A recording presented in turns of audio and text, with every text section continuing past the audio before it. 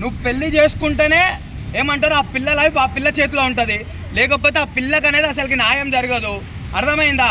మాధురి రాథోడ్ నువ్వు ఎంత కొట్లాడినా నువ్వు ఏం చేసినా సరే నువ్వు ఈశ్వర్ సాయినే పెళ్లి చేసుకో. ఎందుకంటే ఇప్పుడు నీకు ఫేమ్ ఉందని 10 మంది చేసుకుంటారు, కానీ కొన్ని రోజులు అయిన తర్వాత నువ్వేమైనా సొక్కమా, నువ్వు ఇట్లాంటి దానివి, నువ్వు సోషల్ మీడియాలో దొరికిందానే అని 10 రకాలుగా మాట్లాడతారు. సో తప్పు చేసినంతోనే తప్పు గడిపిద్దాం, చేతులు గడిపిద్దాం అని చెప్పేసి నేను అంటున్నా. సో నువ్వు ఎవ్వరికి భయపడకు. ఆఖరికి వేములవాడ పిఎస్కి వెళ్ళినావు కదా, ఆఖరికి నువ్వు 7 దాకా వెళ్ళినా సరే చలో నీతోనే ఉంటాం, ఆ ఈశ్వర్ సాయి నీకు పెళ్లి చేసేటట్టు చేస్తాం. అంతేగాని వాడి డ్రామాలని వాడి లైఫ్ ఖరాబ్ అవుతానంటే ఇప్పుడు వాళ్ళ వైఫ్ ఏమంటుంది, ఇప్పుడు నేను మా హస్బెండ్ విడిపోతే నాకు కొడుకు జీవితం ఖరాబ్ అవుతా అని చెప్పేసి అని అంటుంది. మరి నువ్వు వీడియోస్ బయట పెట్టినప్పుడు అంత అబ్యూజింగ్గా మాట్లాడినప్పుడు మరి ఆ పిల్ల జీవితం ఖరాబ్ కాలేదా? ఈరోజు ఆ పిల్ల లోపల కూర్చొని ఏడుస్తుంది, నువ్వు సోషల్ మీడియా బయటకు వచ్చేసేసి నువ్వు సిగ్గు లేకుండా మాట్లాడుతున్నావు, మా ఆయన నాకు కావాలని చెప్పేసేసి.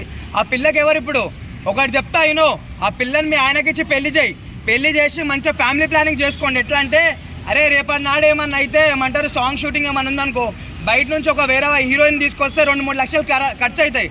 అదే ఇప్పుడు నువ్వు పెళ్లి చేసుకున్నానుకో మీ ఆయన నీకు చెల్లి అవుతుంది, నీ ఇంట్లో చేదోడు వాదోడు లాగా నీకు సాయంగా ఉంటుంది, అప్పుడు సూపర్ ఉంటుంది.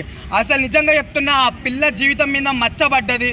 ఆ పిల్ల జీవితం కరెక్ట్గా మళ్ళీ కావాలంటే ఈశ్వర్ సాయి పెళ్లి చేసుకోవాలి కంపల్సరీ. నువ్వు అన్నావు కదా ఆమెకి నేను లైఫ్ ఇచ్చిన అని చెప్పేసి అన్నావు కదా, నువ్వు నిజంగా లైఫ్ ఇచ్చినావు అని చెప్పేసి నువ్వు అంటావు. కాకపోతే ఆమె ఫేమ్తోనే ఆమెనే నీకు లైఫ్ ఇచ్చింది. ఇప్పుడు మళ్ళీ పెళ్లి చేసుకో, మళ్ళీ నువ్వు లైఫ్ ఇచ్చినట్టు చెప్పాడు ప్రూవ్ చేసుకో.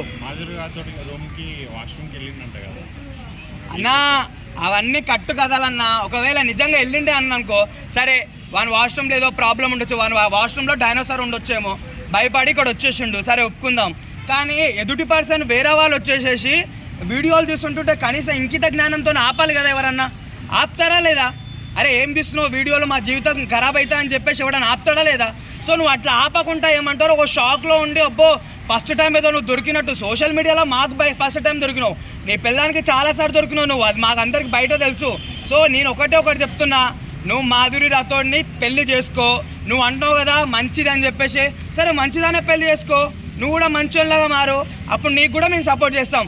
వీ వాంట్ జస్టిస్ అంతే అన్న. మాధురి రాథోడ్కి ఈశ్వర్ సాయితోని పెళ్లి కావాలి, పెళ్లి అయితేనే సూపర్ ఉంటుంది, లేకపోతే ఈశ్వర్ సాయిని అస్సలు వదలమన్నా. మేము పెళ్లి చేసుకుంటాడు అనుకున్నా, ఆల్రెడీ భార్య ఉండగా మాధురితో తిరిగాడు,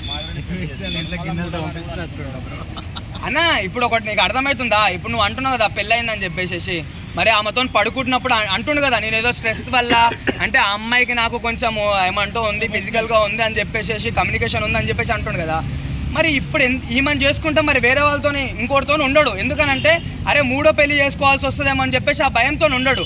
సో ఒకటి చెప్తున్నా, ఇట్లాంటి ఈడికైనా సరే ఇట్లాంటి కుక్కలకి ఎవరైనా కమిట్మెంట్ అడుగుతారు కదా, అట్లాంటి కుక్కలు ఎవరైనా ఉన్నా సరే ఇప్పుడు ఏమంటారు మాధురి రాథోడ్ నుంచి పెళ్లి చేస్తే నెక్స్ట్ టైం వాళ్ళు కూడా భయపడతారు, అరే వద్దురా బాబు మన్ననే ఇట్లా పెళ్లి చేసానని చెప్పేసి భయపడతారు.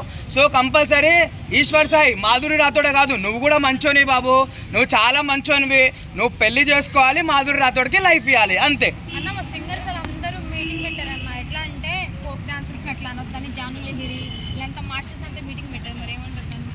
జానులిరే నాకు తెలిసి జానులిరే ఏమంటారు దొరకబట్టించింది అనుకుంటాను నేనైతే వీళ్ళని. అసలు నీకు సిగ్గు లేకుండా ఎవడమ్మా నేను అన్నది?